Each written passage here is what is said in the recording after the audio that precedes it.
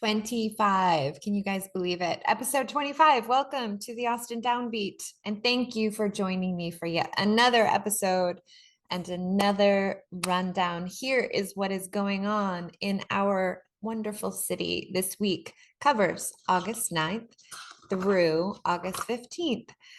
Tonight, Tuesday, August 9th, Curtis Lee is at Meanwhile Brewing Company. Rosie Flores is up at the Continental Gallery. Tomorrow, August 10th, Parker Chapin is at the Old Pal Texas Tavern. Also, Mandy Rowden, who is a guest on the show, is at Guero's. And the Suffragettes are at Antone's. Thursday, August 11th, Nuevo is at Green Hall. Los Lobos, shout out to Steve Berlin, is at Green Hall. Katrina Kane is playing at Arlen Studios. And the guest today, Natalie Price, is at So Far Sounds. That's Thursday, August 11th. Friday, August 12th, Ian Moore is show 1 of 2, birthday show at Antone's. Jonathan Terrell is at Whitewater Amphitheater. Hayes Carl is at Green Hall. And Sir Woman is at Stubbs. Saturday, August 13th, come see me and Ian Moore at Antone's for his second birthday show, as well as Suede, one of my favorite cover bands, at Hotspot. Sunday, August 14th, Callum Scott is at the Scoot Inn, and Mondays, you know I love them. Try to, at least. The one thing that makes Mondays better in my world is El Mercado South Supper Club with Ben Jones, Pat Burns, and Barbara Nesbitt. I know Pat's in Ireland, so I'm not sure if he's going to still be there for next week, but it's definitely something to make sure that you go to. Okay, I want to introduce you to our guest today is Natalie Price, singer-songwriter, born in Fort Worth, a native Texan, and has been in Austin since 2009. She's been making music that she's proud of since 2012. There's a lot that we talk about. This is a longer interview, but it's so good.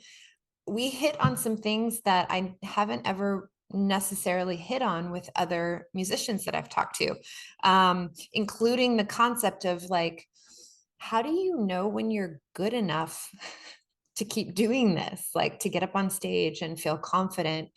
It's not really something that we've ever kind of unpacked. Her first EP was out in 2019 called Through the Fog. She has new music coming. It's actually already done. Just kind of working out some of the after details. Looks like we'll have that new music from her in January or February of 2023, which, is coming faster than you know it. So please enjoy my conversation with the beautiful Natalie Price. She's such a love, and I absolutely enjoyed talking to her and getting to know her a little deeper. Here she is, Natalie Price. It's fine. All right. It's fine. Everything's fine. It's fine. You can hear me okay? That's not a problem? No, I Okay, can great. hear you and I can see you and you look amazing. Natalie Price is our guest today. I'm so excited to have you. We did have some technical difficulties. The anticipation has grown and it's like delayed gratification. Now I can see you and those beautiful blue eyes of yours and amazing eyebrows. Thank you. I'm really happy to be here. You made it happen. You have perseverance and grit and tenacity. Do you think of yourself that way? I feel like you just displayed sometimes that. It's kind of one of those things of like, I know I've done this before. I've troubleshot. Oh yeah, troubleshot. I've done this before. I've made it work. I could make this happen again. And I know that the quality is so much better with this other camera. But yeah, it is. I will testify to that. I can see every bit of you. I also just listened to this podcast about like getting unstuck in your life and the different things you're supposed to do to like move forward. And I feel like I just made something happen, You sure did. Tell me more about that. Like whose podcast is that and why are you feeling gravitated toward that right now? I have a side hustle with a beauty company. Oh, cool. And it Do you was want one to of give their, a shout out? yeah, Monate. My hair, skin has Okay. completely changed for the better since using it. I Awesome. mean, don't judge me right this second. I'm a little scraggly today, but um, I've never had my hair this blonde and this long. Wow. And like, there's no breakage. Like, I don't know. I started using it because my hair started falling out in 2020, Yeah. and that freaked me out, Yes. obviously. Yes. And I went to the dermatologist, got all my levels checked, everything checked out and was fine. So she was like, I don't know, Rogaine for women.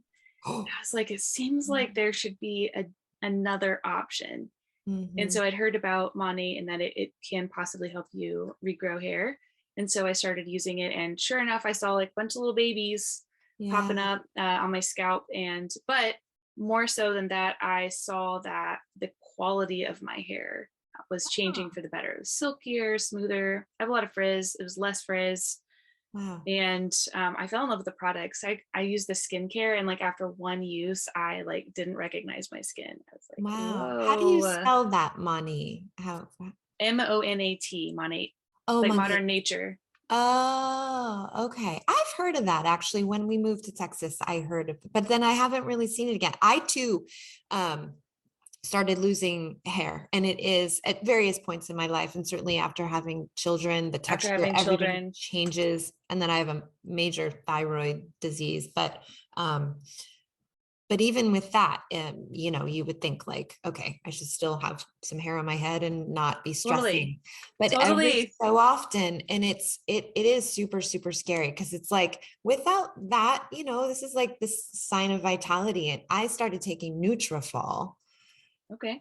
like 6 months ago and noticed a difference and kind of Oh, felt like, awesome. but I'm gonna check out Monat. Okay. Monat. We can talk more Monat. about it Yeah, offline, yeah. but it Yes. was a leadership training for Monate, and it was Todd Duncan. Do you know Todd Duncan? Mm-mm. And he is a motivational speaker, and he used like an acronym of blast off, and for each letter there was a different thing. Mm-hmm. The first one, B, is believe. Like, if you don't believe in this, no one Yeah. else is. Like that, you have to believe in it to move forward, and that applies to everything. Music, for sure. Yes. I did not move forward until I believed in myself and believed in the music. I waited so long for someone else to believe in me, and Mm. I neglected to believe in myself. Oof. And so it was a really interesting, I'm trying to think of what E was, education, maybe. Hold on, I made a note. Let me grab it. Oh, blast off. The second one is L, not E. I can spell. I promise. Love. You have to love what you do. Mm. A is for attitude. Mm-hmm. Having a good and positive attitude changes everything. S is for strategy, strategizing for your business. Mm-hmm. T is for trust. You have to establish trust between you and your client. O is for organization, Mm-hmm. keeping things organized and having a way to follow up with people.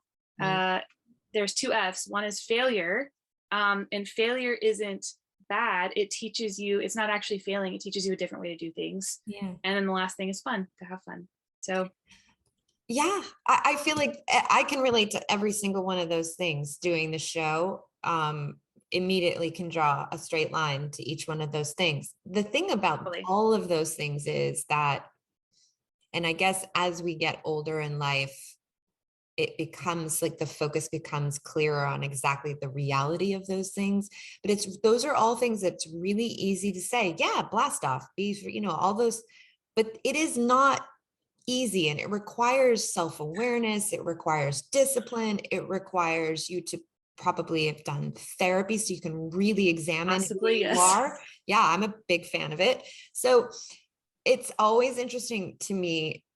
There's a chasm for me. There's a chasm between, I was just having this conversation last night with my dear friend. There's a chasm between me telling you telling me that acronym for blast off, and me arriving at those places Right. where I am organized and I am connected to what failure is. It's the Grand Canyon between those things, right? And it's I like, mean, between me even saying them out loud and me doing them. right. Yeah. And so that's where the work is. So let's apply that to kind of what you're doing. First of all, I'm interested in your career and your path. I read in your bio that are you from Texas, or where are you actually I from? am. I'm a Are native you? Texan. Was born What in Fort part? Worth. Oh, okay. I haven't been up there yet. It's a lot cooler than when I was born there. It's a lot cooler now. When did you come down to Austin? Gosh, is it the aughts? Yeah. Like after 2009. Yes, I've been here for a while. Yeah. And I like to tell people I've been making music I'm proud of since 2012. Okay. And also in your bio, I read we have a similar background where you grew up in a really religious household and family. I can identify with that and how that intersects with who I actually am and what comes out of me creatively. What's that process? Where do you land in that now? And how does that intersect with your writing and your music and what kind of comes out of you? I just had this conversation with another person this weekend. Mm. I am still a person of faith. I do identify as a Christian. Mm-hmm. Maybe not the stereotype that immediately comes to mind, Yes. but I am definitely a person of faith, and that comes out like I am writing from that place when I'm writing music.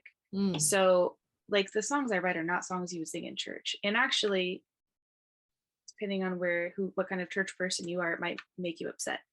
Mm-hmm. So that's an interesting place to be. But I want to always write from a deep and authentic place. Mm-hmm. And I want to write about things that are emotionally true to me, Mm-hmm. or based on things that I've experienced. And so it's been an interesting journey for sure. I thought that growing up, I thought, well, if I'm a Christian, I'll be like a Christian artist, a Christian musician. Amy Grant, right? Yeah, totally. And yeah, I am kind of glad I didn't take that path. And it's just, I had a very closed-minded view of what making music could be. And also I hadn't really experienced a lot of the world. And so I have a lot more life experience behind me than when I was a kiddo. Anyways, part of the way that I write is a reaction to Christian culture. Growing up in Christian culture, a lot of the media that I saw was maybe a little cliche or cheesy, or it was like too perfect. Like Mm-hmm. everybody lives, you survive cancer, you don't get divorced, the baby lives, like all of the things, like you get Jesus and your life is perfect kind of like message. And the reality is, like, if you have Jesus, your life is not perfect. He actually said, in the world you will have trouble, but take heart because I've overcome the world. So it just rang really false to me. And so when I write, I want to make sure I'm not afraid to talk about the darkness and about the hard parts and the messy bits, because life is messy. Yes. So that's what inspires my music and what I'm writing about. And I'm trying really hard to stay rooted in what's true. That is my mantra with my therapist. It is whenever I'm, taking something to her, she goes, okay, well, what is true? It always comes back down to what is true for me. I wrote down in my notes, you make the ugly truth beautiful. Oh, thank you. That's when I've been listening to your music over the last, since we booked this. That's what came up for me, is that's what you were doing. And I also, the other words that came up for me was authenticity and truth. And it's so interesting. It's like, I feel a kinship, because I definitely understand what all of that feels like when it's kind of ingrained in you as a kid. And you're right. There isn't the reality of real life isn't really shown, or if it is, it's in a very judgmental way, and, oh, don't go there. Right. So I love that you're interpreting your actual real life and your reality in this way. I think it's important work that you're doing.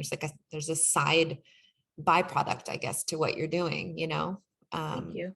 Yeah, it's really courageous and cool. And I think more identifiable than the other, Thanks. So were you, yeah, of course. Were you always, I think I also read that you were a little kid and always kind of having the melodies and the music in your head, and weren't necessarily encouraged to choose music. But paint the picture for what like little Natalie looked like. She was very shy, and I would still identify as shy today, but I care a lot less about what people think about me. I still care what people think about me, Yeah. maybe too much sometimes, but it was crippling shyness as a kiddo. But I was always singing and making music, like if I'm playing with dolls or if I'm just going about pretend things. I'm like just making up songs. Like I lived my own musical kind of. Oh, I love that. And I did ballet for a long time as a kid, so I was moving to music and I really enjoyed that. It was very it just felt so good. And I started writing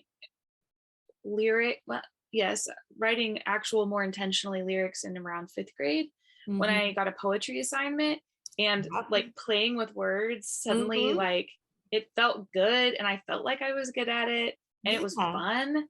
And I was not actually that good at it, but like when you hit on something that you feel like is right, that's a really good feeling. And so I kept just playing with words. And I wrote more formally my first songs in junior high when I was a little more angsty. And I also got my first instrument then. That's not quite true. I started on flute. That was not the instrument for me. And in 3rd grade, and I just did not practice. My mom was like, I'm not paying for lessons. I'm like, okay. But I got my first guitar in junior high and tried to teach myself, but it was steel strings. The tension was so high. And I was like, this hurts so bad. Like I just sort of gave up in tears. Like I didn't have any success, but I ended up taking more official in-person lessons in 10th grade. And then I haven't put down the guitar since. So that's awesome. And as soon as I was taking lessons, I'm writing songs. And I've been writing. I'm maybe in a season right now where I'm writing less, but I tend to be writing not constantly, but bits here and there. I'm always like writing a note on my phone or taking a voice memo, or like trying to like work out a thing if I have a melody stuck in my head. Start working it out on guitar. I don't know, like I realized I didn't really answer your question. That's kiddo Nat in a household where no one else is really playing an instrument. My siblings were taking piano lessons, but I never took piano lessons. And none of them really play music now. The youngest will play something sometimes, but she doesn't pursue music at all. And so my parents played instruments in band in high school, but didn't continue anything past that, So I was the oddball. I love the oddball. Same. I'm feeling like we have a lot in common. Flute was my first instrument. I still have it. Started in 2nd grade. I still have my original silver. Did you stick with it? I did. I was second chair all through school. Couldn't beat that Becky Tauber. She was first chair. Damn you, Becky. Nice. But yeah, and then I can play guitar, but I do not practice enough. I've gone through seasons where I've like had wonderful calluses and been great. I can play songs, and then I have 2 kids and it's just hard. Like I have a lot of excuses, but I can, if I really tried, I could play guitar, but I have a beautiful guitar. It's just sitting over there. Nice. What kind of guitar is it? It's an Eastman. Okay. They started out making either like mandolins or violins. And then they ventured into making guitars. So it's a gorgeous, gorgeous sounding guitar. I love it. So let's talk a little bit about the EP that you put out. You put that out in 2019. It's a collection. Would you say, does that feel like those songs all come from the same kind of time? Or, I mean, it's a beautiful collection. I think they really fit together, but from your perspective of having written them, lived through all that stuff, and does it feel like it's representative of a certain time, or what does that communicate as a work as a whole to the listener, if anything on purpose? I'm trying to think. I think Bones in the Dirt might be the oldest track on that. And I think I might have written it in 2012. all of those songs were written for the most part since I moved to Austin. Yeah. And they were very poignant moments in my I feel like I became an adult in Austin. Yeah. And The Fog is talking about depression. And I had a roommate that was, I mean, I have gone through seasons of depression, but I wrote the song when a roommate at the time was in one of the worst seasons I've ever seen. Wow. Like didn't leave our room. We shared a room. She didn't leave our room for days. And so that was maybe 2014 or 15. Is It Too Late was probably also 2015 or 16. Dreamwalker was maybe 2017. So it was all the kind of these like middle-aught years. Yeah. And different Dreamwalker was, I guess, kind of the idea for the name Dreamwalker was inspired by a science fiction novel or fantasy novel series, where like the dream world is a real world, and when you meet someone in your dreams or have a conversation with them, that happens in reality. And also if you get hurt, that happens in reality. Like if you get like killed, that happens too. You just die in your bed. Oh. And so it's kind of creepy, you know. So and that inspired the idea of Dreamwalker and meeting your regrets in your sleep. Yeah. So I don't know. They're from experiences in the middle aughts and me becoming an adult and finding myself in Austin. Yeah. What an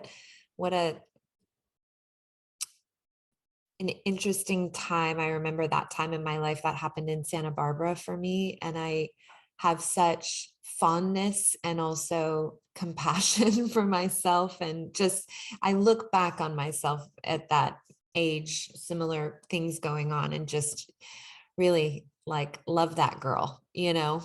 Yeah. It's a really interesting season in a woman's life. I'm glad that you got to capture that in music. Not everybody gets to do that or does that, right? So it's cool for you to have that, almost like a time capsule to be able to look back on. That's true. I hadn't really thought about it that way, but you're right. That's true. Yeah. Do you have, I feel like you have new music coming. I do. Love Bomb sound familiar? Yeah, I should have maybe sent you a little sample before this. I'm really excited about it. It's a continuation of that work of putting life experience into music.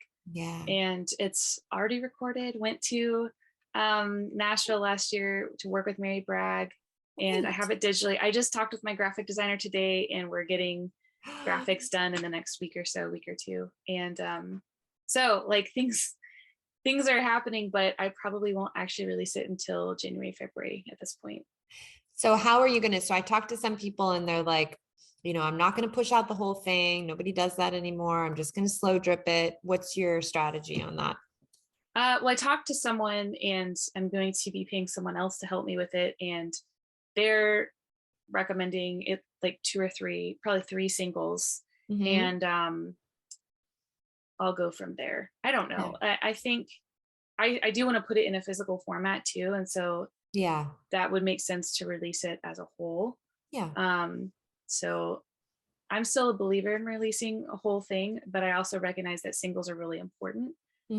So I don't know. We'll see. It's a different day. You know, the music business in general has been changing for a really long time. And then, you know, those of us, I'm an 80s kid and, you know, grew up with cassettes and all of that and MTV, and you had to wait for the video to premiere and you begged your parents to stay up late. Like there's no more of that. Like it's just gone. And so, yeah, it's just a completely different experience. I don't think that there's any wrong way to do it. I think it's more just a personal preference, you know?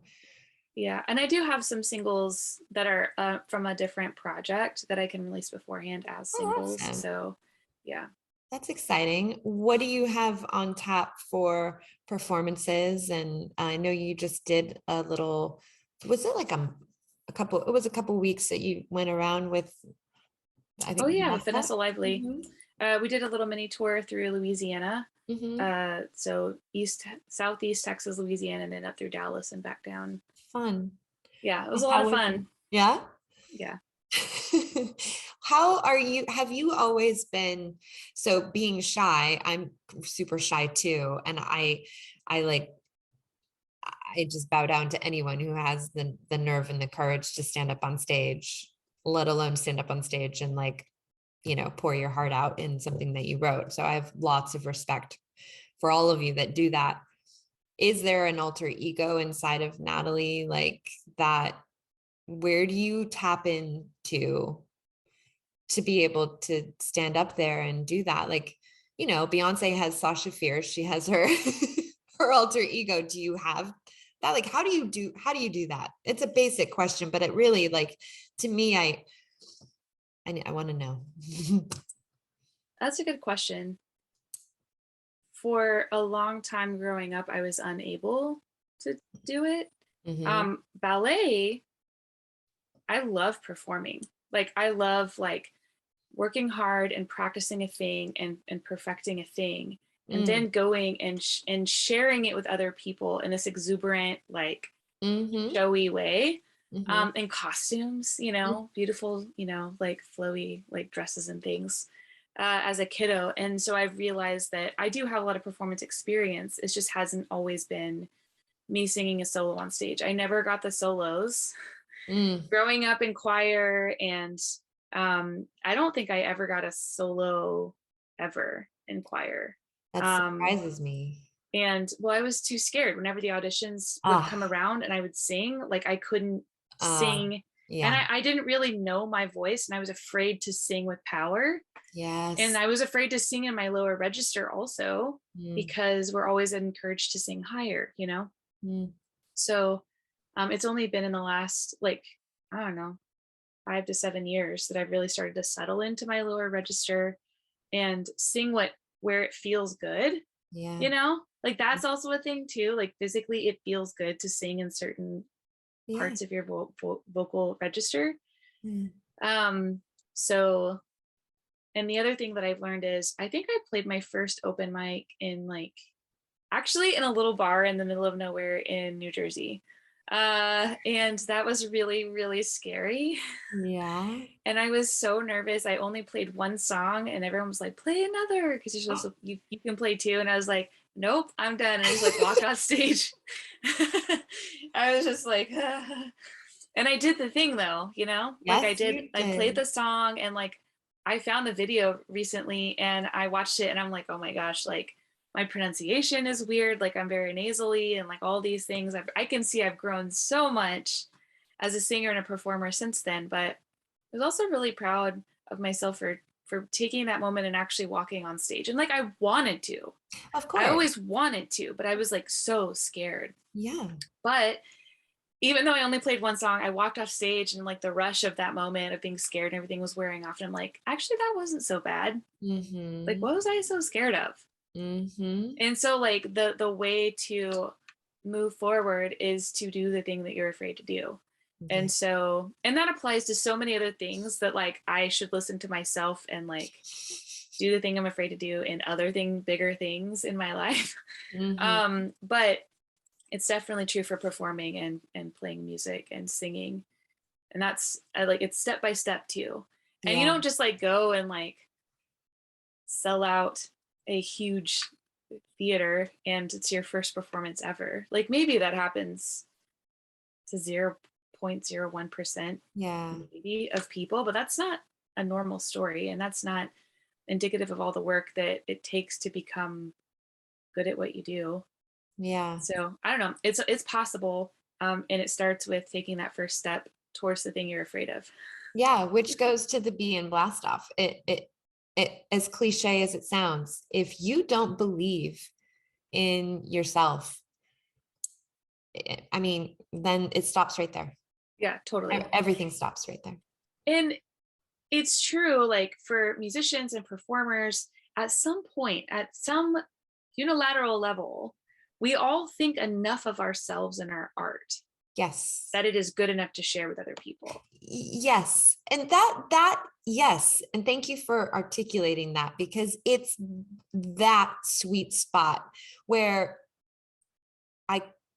want to kind of like unpack that spot, because that was probably a big journey to get to that spot. And then how does it feel to have done it enough times for you to not have the shaky knees? I mean, maybe you still get butterflies, maybe you still get a version of that, you know, excitement slash anxiety, like how many, maybe it's more about, okay, is the sound going to be good? How many people Totally. are going to come, right? You like, you Right. switch, but like that wonderful spot of I've done it enough times and so far they haven't thrown me off the stage. I must be good. Like Right. what tells you that you're good? Um, you have to like what you're hearing at Yeah. some point. Like, so like I enjoy singing. And so at some level, at some part of myself enjoy hearing myself sing. But what I hear is different than what you hear, because I hear it echoing in my own head, you know, like Yeah. when I heard my own recorded voice the first time, I was like, I don't know about that. It's different. That's a Yeah. whole other thing to get used to, like recognizing your own voice when it's outside of you. Yes. Um, but I also, yeah, I strive to make music that I want to listen to. Hmm. And I enjoy sharing that with other people. So there's also this motivation of this sharing aspect of like, I love it when a song lands and you can tell that it's landing and it Uh-huh. just feels good. And sometimes I get chills on stage and Yeah. I know that something is working and something is landing. Yeah. And so I think I got off from your question a little bit, but No, no, you answered it perfectly. And I loved, you're the first person, and I've talked to a lot of people that do what you do, and you're the first person, it's just the first time that I think it got to that point where you're like, you have to enjoy yourself. you do. I've Like, never, I've never really looked at it with that little sliver of an angle, you because know? if you cannot stand your own voice, you are not going to be able, you're not going to do well performing every night and hearing yourself every single night. Yeah, like Like you have to dig it. You have to be like, it's hey, like it's yeah, like feeling really ugly in a shirt and like being in a room of mirrors all the time and you just see yeah, yourself in this ugly shirt all the time. You just feel ugly all the time. Like nobody wants to do that. yeah, And so it's the same way with music. At some point, you either love your voice or you think you're good or something is a positive reinforcement. And yeah. it's not a bad thing to like your own voice. I mean, it can be a bad thing if like everyone else is like, all right, we get it, shut up. But like Yeah. you have to enjoy it, some aspect of it to Yeah. keep to have that positive reinforcement to keep moving forward. Yeah. Because like you Yeah. won't always get that. You won't always get it from other people. At some point you probably should, because that means it's landing with people and Right. they like it. And that means they want to put money towards it, which is great. You definitely want to get there. But I've had really weird, ugly, like, and I remember them too, like things that people have said that I'm like, it's not Mm, that bad. Like that this kid that was younger than me, like I totally remember it like vividly in my mind in like my shyest moments in high school. I yeah. found an empty room in school and I sat down to practice a song I was writing or I was going to perform a song or something. So I'm purposely went by myself, find my own space to do this thing. And this kid comes in and starts like, I don't know, doing homework or something. And he like starts making noise like, ugh, like, yeah. And at one point he's Oh, like, ugh, can you stop singing? I don't like your voice or something like that. And I was like, what? You came in here. I was here first, yeah. bro. I was like, also, you're like seventh grade. Get out of here. Yeah. But But you it like still hurt so remember it. much. I was like, Yeah. it was like, because he had this like guttural reaction of like, ugh. Yeah. And at I that was like, stage of what? the game, it's such a precious little seedling. It And is. it's It's just so so delicate and precious. fragile. Yeah. Yes. So it just makes me want to like make sure that there are programs in schools to just protect these creative children, you know, to just, ugh, because kids can be so mean. And clearly you still remember that. And Yeah. like, that's, yeah, And I don't think he was trying to be mean. That's the other thing that was weird too. It was like this yeah, reaction he had that he didn't like what I was doing. And yeah, I was like, I was absorbing it as he thinks I'm bad. yeah, Like It's not, and it's true that we all have different tastes and preferences, and the way that certain voices fall on our ears, or like sometimes like the sounds of a saxophone, it feels like nails in a chalkboard. Like the vibrations are very unpleasant. Like I don't enjoy saxophone very often. When it's tastefully done in certain songs, I love it. But like I was sitting next to someone who was playing a sax like around a campfire, and I like had to move. It was just hurting me. Yeah. And they were so good. That's the thing that's weird. They were great. Yeah. I could tell that objectively they were great, but like it hurt me. Yeah. And so like it's hard to separate sometimes someone's preference with an objectively, am I good or bad kind of a feeling. Yeah. You really have to have your bubble up and make sure it's see-through so you can see feedback, but you're also feeling really protected, and you're honoring yourself and your boundaries and what you know to be true, which is you love doing what you're doing, you love hearing what you're doing. And then just striking that balance, I think, is where the challenge must be, you know? Totally. Yeah. And all while trying to also navigate the business component, and how do I make a living doing, you know, where my passions and my gifts intersect. I want that to be how I make my money. That's a whole other ball of wax. So, you know, I love talking to musicians because I think there's just so much value in what you've chosen to do. It's not just about standing up there and playing a song and getting applause and then going home. There's just so much more to it. What is challenging for you right now in your experience as a musician and navigating all that we've just talked about? I feel like there are a lot of things in my life that I feel stuck in a lot of places. And so hearing that, you know, going through Blast Off earlier, and like the thing that is the most frustrating is that it all comes back to me. I am the reason that I am stuck. And I recognize that it's a frustrating truth. And I do this sometimes, like I do this periodically. You go through cycles of things, and eventually I get so fed up with being stuck, I just start doing stuff, and that's when things kind of start unlocking, you know? Yeah. But like I'm still, and I'm stuck in multiple facets of my life. It's not just music. Like this album, like I could have had this design months ago, but like I had this problem of having too many great photos, which is a great problem to have, but like really loving, you know, 5. And I'm like, but I need 1. I have to decide on one photo that's going to be the album cover, and like make a decision and move forward.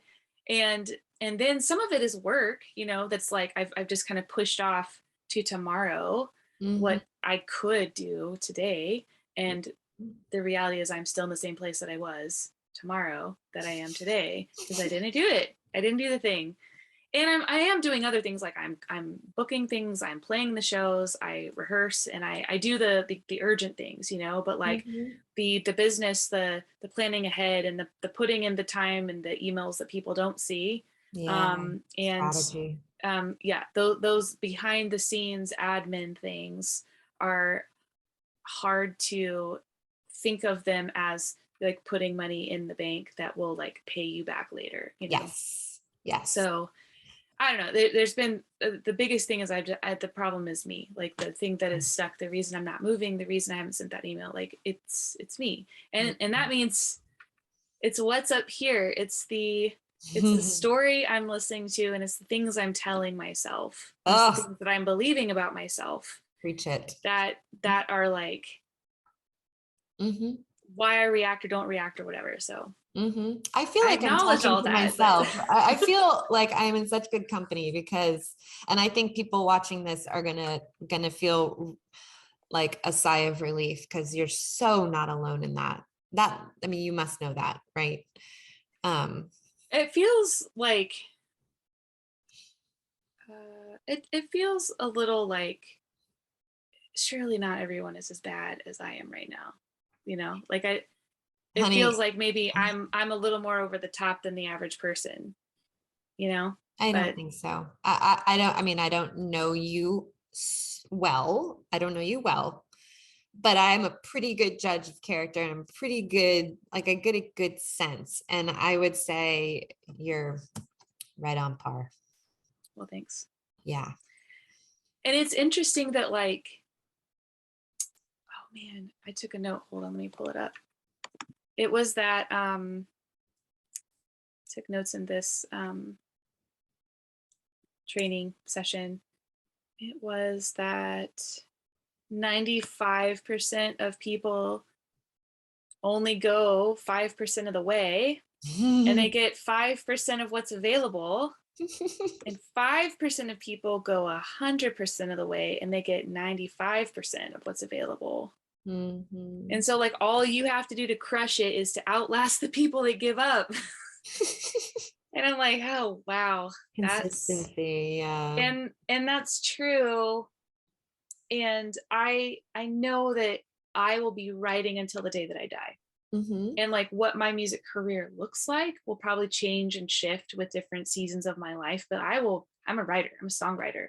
I love making good songs that make me excited, songs that like feel really good to like get at that like emotional truth, like that you feel that thing when you listen to that song, you're like, yeah, felt that before.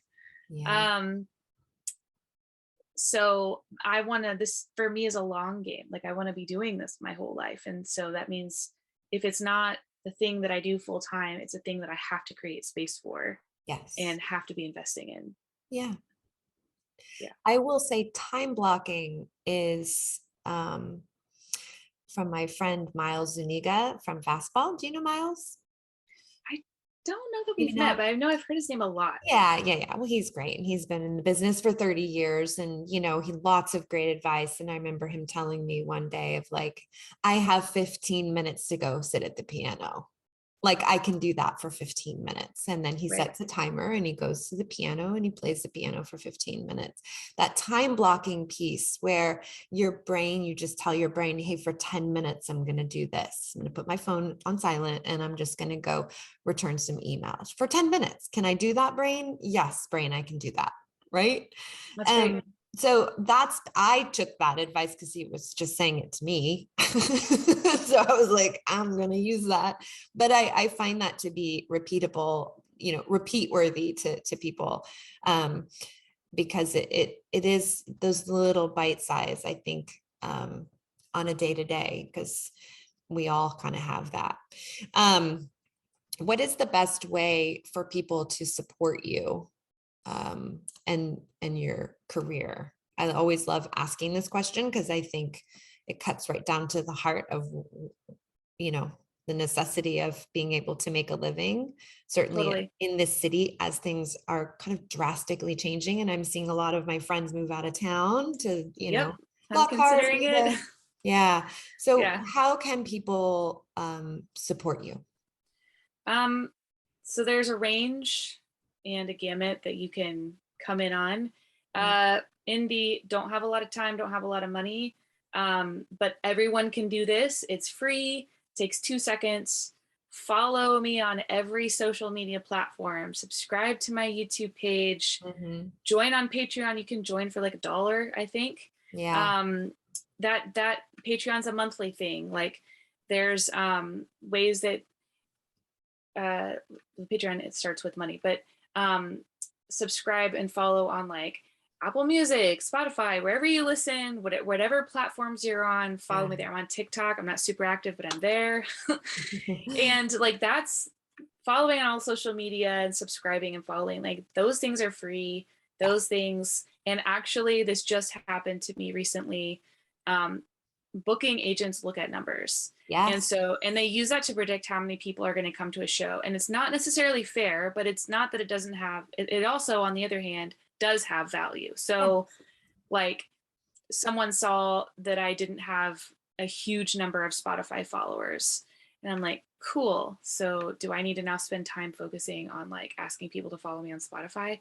It's just a thing that like, I want to make sure I'm making good music. I know that if they book me, I'm going to bring a good show, but sometimes people get a little sidetracked with certain social media platforms. So, and that's the beginning step is like, follow, subscribe everywhere. The second step, it takes more than 2 seconds, but it's also free, takes time, you find a song you like, you copy that link, and you send it to your friends. You send it in a Facebook message, you send it in a text. You can send it in like an Instagram message, but I think Facebook Messenger and actual text, maybe WhatsApp or like some other, like whatever messenger app you use, copy the link, send it to your friends, at least 5 friends. Like all of your friends is preferable, but like send an individual message. I just found this song I really love.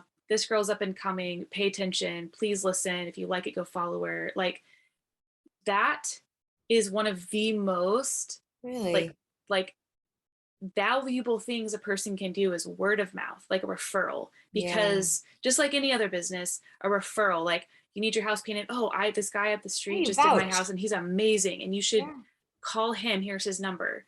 It's the same thing with a musician. If I love a song, I do this to my other musician friends. Like, oh my gosh, have you heard this song by whatever, Driver's License by Olivia Rodrigo? It's so good. And I'm sending the YouTube video or I'm sending the link. I have to pay Facebook. I have to spend money to like get that to be an advertisement on your feed otherwise. And that to me is not actually that helpful. It is probably 50 to 100 times more helpful and more valuable and actually reaps better reward if you send it to your friend. And if I send it to your friend, that would be weird. I'd be cold calling them. But if you're like, it's third party validation. So like you send it to your friend, why you like it, or I was thinking of you when I heard this song, this girl's so great, whatever. Whatever's true, say the true thing. That is like the biggest thing you do. It's also free. And then like if you have disposable income, if you have money, you can buy the music, you know, like if you like the music, buy the music. It's available on iTunes. You can get it on my website. You can get it on Bandcamp. Like there's so many places you could buy it. You can like Venmo me. Like I have a link tree with all these links of places you can go and like do a thing. So, and then like if you have lots of money, you're like, let me send you a chunk of money. You can do that. People have done that before. PayPal, Venmo.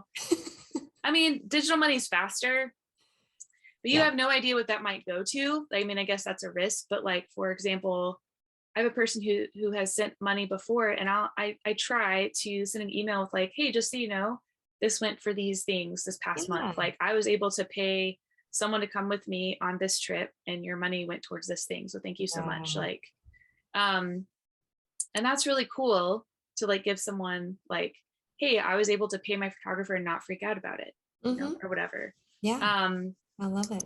And then like another way that people can help is if you know someone in the industry that needs to hear what I'm doing, because they might be able to help me.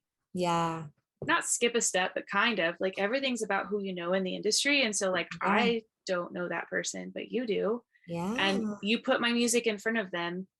That is like, could be like winning the lottery. You never know.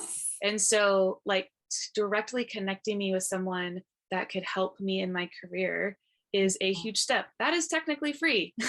It is. It is. So you just have to trust that I'm like not an asshole and that I will treat someone with dignity and respect, which that's my goal, to treat people with dignity and respect. So those are the things that come to mind. Like money goes a long way, but introductions go a long way, and word of mouth, like the relational things, like the word of mouth and the introductions are huge. And it's something that I feel like that conversation is getting a little bit bolder this day and age, just because of the way that the industry is changing and because of the different social medias, obviously, and all these listening platforms.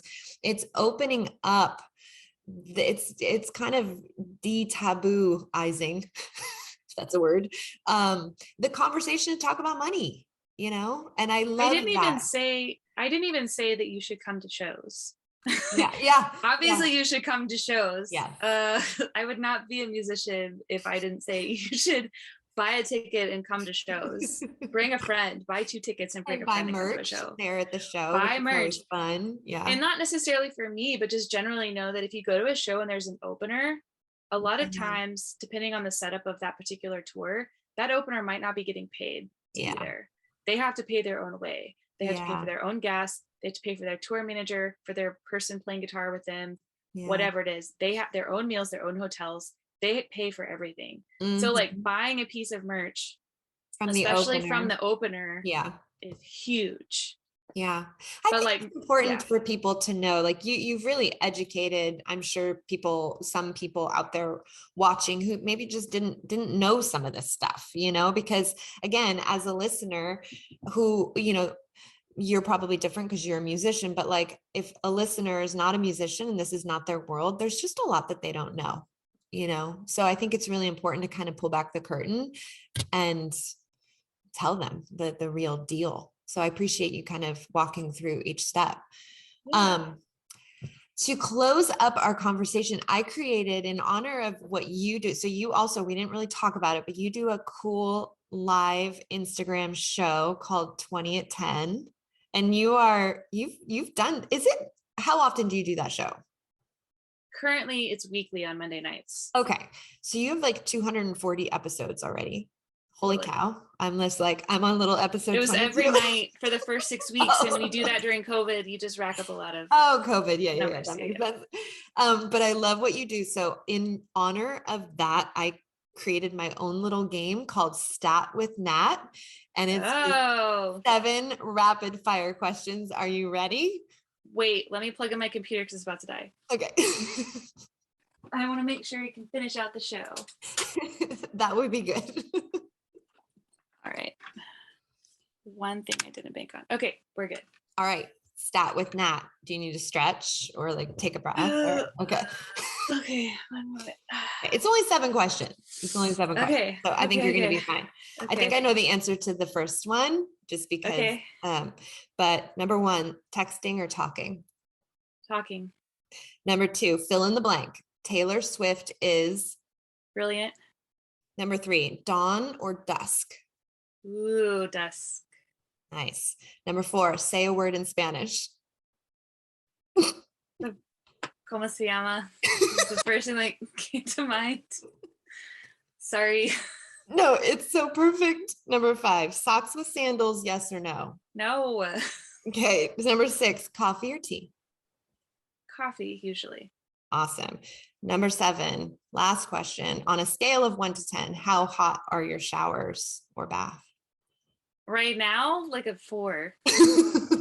In normal climate situations. Like an 8, maybe. Yeah. Okay. Good. See, you did great. That was Stat with Nat. Boom, boom. Ooh. I wish we had a little like music. Well, I think it's time for us to close. I've really enjoyed having you on. I've been really looking forward to it. I love what you do. I can't wait for the new music to come out. So remind me again, you're thinking early 2023? Early 2020. Oh, wow, that is 2023. But maybe you can send me a little bit of it and I'll keep it private. Maybe you can send me a little teaser. Sure. Okay, awesome. And then do you have a show coming up in Austin anytime soon? What do you have? I do. When will this air? A couple weeks, 3 weeks. In August. Hold on, let me pull up my calendar. I was like, I've got some next week, but by the time this airs, they will be over. Yeah. Where is it? 1 moment. Okay, in August. I don't know if this makes sense. Cool. I'm playing actually in Austin a So Far show on the 11th. Oh, great. I like that place. And it is possible for those to sell out. So if that's interesting, it's a listening room type show. Sweet. And then on August 26th, I'm playing the Bugle Boy with Ben Jones. I love Ben. He's the one that said I need to talk to you. That is how we met. Mm-hmm. And then Saturday the 27th, I'm playing a Black Fret event at Scottish Rite. Oh, nice. So if you are thinking about joining Black Fret, I think you might be able to attend. I don't know. You can just look into Black Fret. It's a great nonprofit in town that's supporting local artists. Love them. So those are the ones that I have on my computer calendar at first glance. Because you are organized, the O in Blast Off. Woo! Thank you so much for coming on. And I look forward to having you on again and talking about the new music in 2023. And Thank you for having me. congratulations on that. Oh, it's an absolute pleasure. All right. Well, we'll say goodbye to our guest today, Natalie Price. Thank you for watching, and subscribe to and follow both Natalie and me. That would be awesome. And until next time, we'll see you. This is the Austin Downbeat. Bye.